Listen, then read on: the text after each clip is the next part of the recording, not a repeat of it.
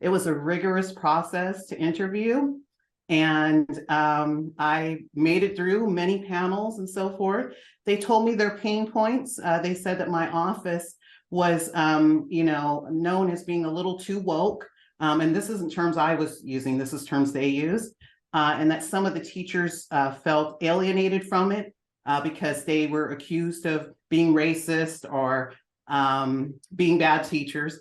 And so I was very honest in my interview, and I said, I don't work from any perspective like that. I don't identify as woke.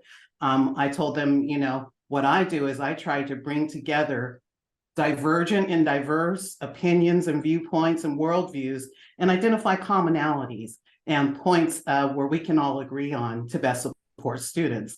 And so with that, they selected me and I was hired on. So I was one of the people, I've been teaching since I was, very young, as I mentioned. I was on CompuServe and AOL, and I had these groups, and they were learning groups, and I would, talk about pronouns in that space because people couldn't see each other. And so to me, I was one of the early proponents, on a bulletin board system or, something of that nature, platforms of that nature. It was in my email signature. But as I began to work more in public spaces and so forth, this became not something that was being done to support students or to support others, to make welcoming spaces for others, but a mandate that was being made by certain people working from particular ideological perspectives.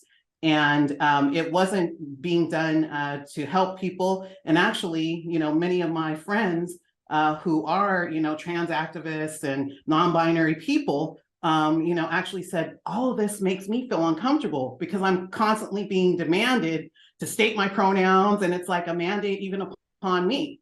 And so I really reflected within myself and I said, this has become something quite different than what it was in the early 80s and 90s, when I was actively promoting that. And now to have, people saying, you should do it, it should be in your syllabus, not you should, you must, you must profess them on your Zoom,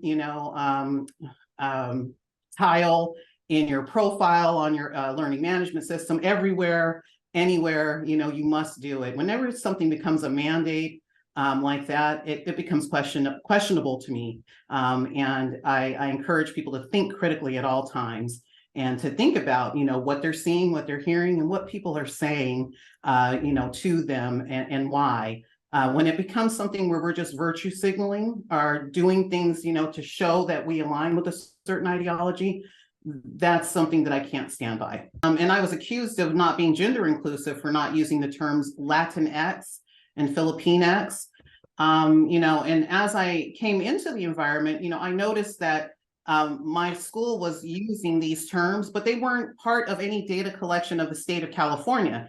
It was just something the school was doing. And I was like, and I would go into the dashboards, the data dashboards, and I didn't see those terms being used by the state, so I said, well, where is this coming from? When did we start doing it? I'm an inquiry-based person. I'm a critical thinker.